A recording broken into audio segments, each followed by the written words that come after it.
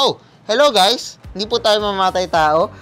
Meron po tayo kutsilyo, pang-unbox lang po yan. But today, we're not gonna do something bad. It's Halloween. So, naka-costume lang tayo. But, today, mag-unbox tayo and mag-hands-on ang latest smartphone ni Huawei, the Huawei Y7a. So yes, natanggal ko na po yung tape sa tagiliran niya. It's the latest mid-range smartphone from Huawei and it packs a Kirin 710A processor. We also got here a 6.67-inch Full HD Plus display. It's a punch hole na camera. So maganda siya tingnan sa unahan and medyo malaking display niya for multimedia. And of course, we got here a 48-megapixel quad camera setup. So marami tayong magagawa dito. We also got here 22.5 watts Huawei Supercharge. So mas mabilis naman siya mag-charge compared to other Huawei smartphones na nasa Y series.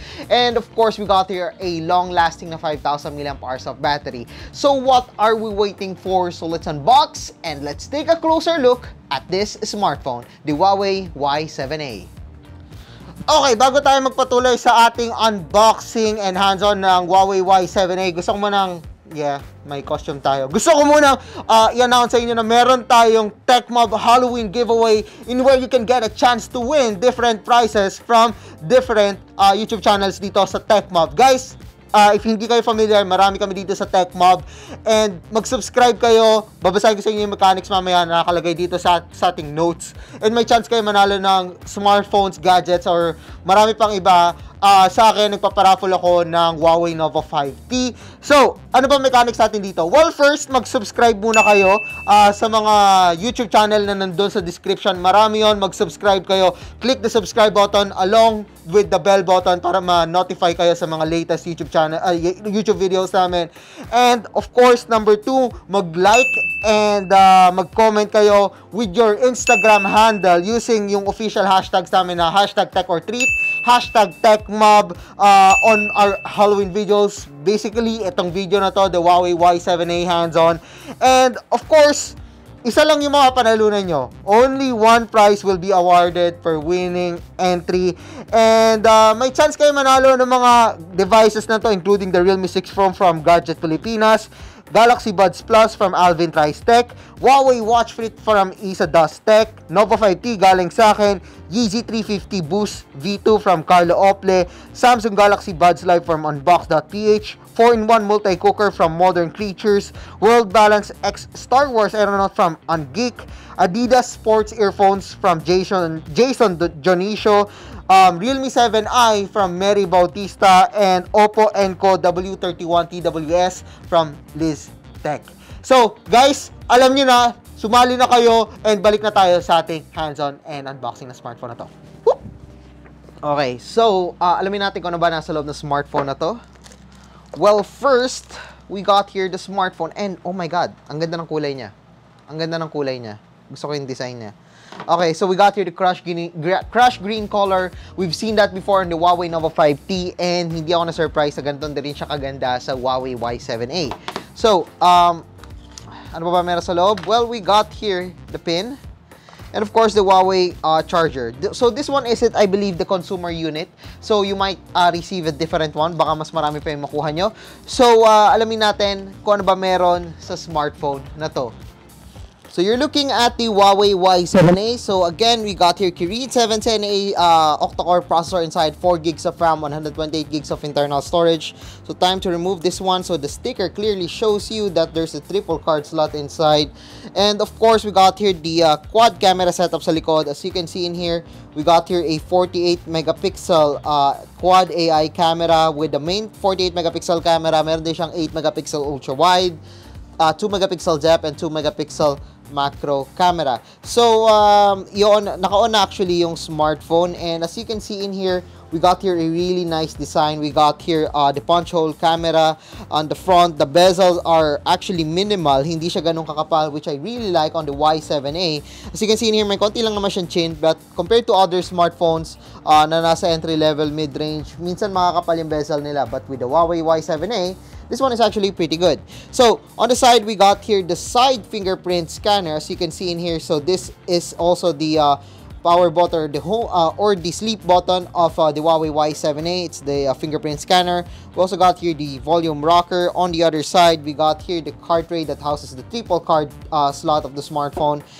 Below, we got here the USB-C along with the headphone jack. So again, this one supports 22.5 watts na Huawei Super Charge, and thankfully the charger that comes with it is actually pretty small, and it comes with a 22.5 din na watts na Huawei Supercharge na feature, so hindi kayo masyado mag-aalala doon. And of course, we got here yung kanina, yung kailangan nyo, the USB-A to USB-C cable to charge the smartphone and up to 22.5 watts. So mapapansin nyo, maganda yung kulay na nakuha natin dito. It's a crushed green color. Actually, hindi nagbibigay ng justice yung camera natin ngayon kung paano siya kaganda. I actually like the color of this one. It's like dark blue-green. And it's reflective. Makikita nyo naman dito. Marami tayong lights dito. So, makikita nyo nagre-reflect siya. And it's glossy. And we got here the curved sides.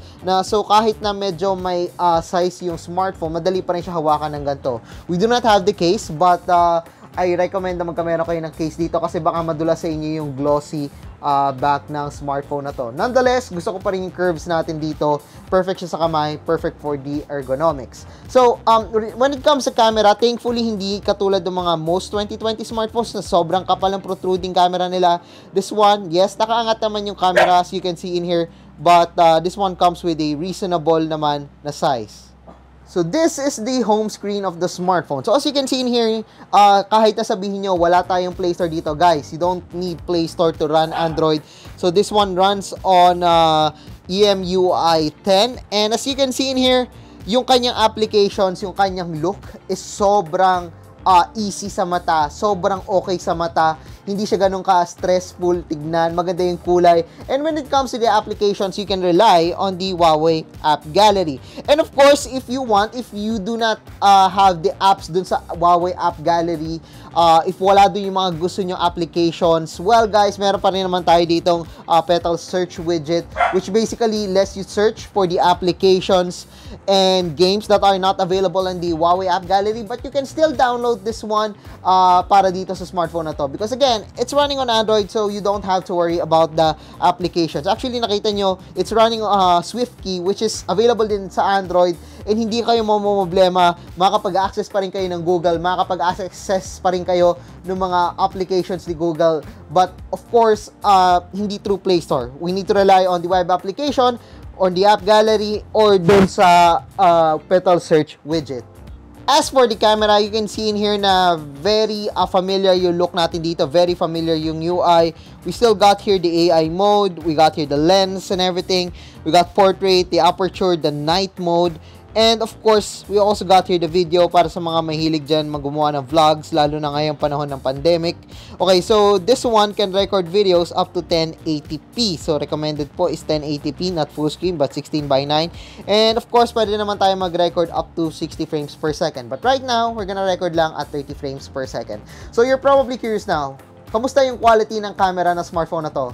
Actually, papakita ko sa inyo ngayon yung mga shots na kuha ko using this smartphone.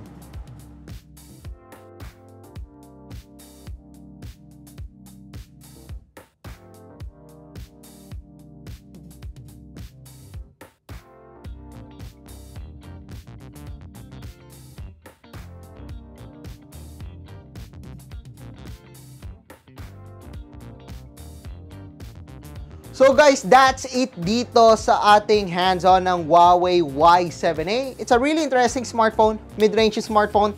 We got 48 megapixel quad cam, we got your large display, we got your supercharge, and a lot more. So, if you like this video, guys, don't forget to give us a thumbs up. And of course, don't forget to subscribe to our channel. Be sure to click that bell button para ma-notify kayo sa latest videos ko dito sa YouTube channel ko. And of course, huwag niyong kalimutan sumali sa sa Techmob Halloween giveaway kasama sina Unbox, Gadget Pilipinas, Alvin Tech, and the rest of the Techmob. Marami kami. And again, nandun sa description. So, sumali kayo guys. Sayang naman. Baka manalo kayo ng Nova 5T ko. So guys, maraming salamat sa panonood and see you guys again sa susunod na video.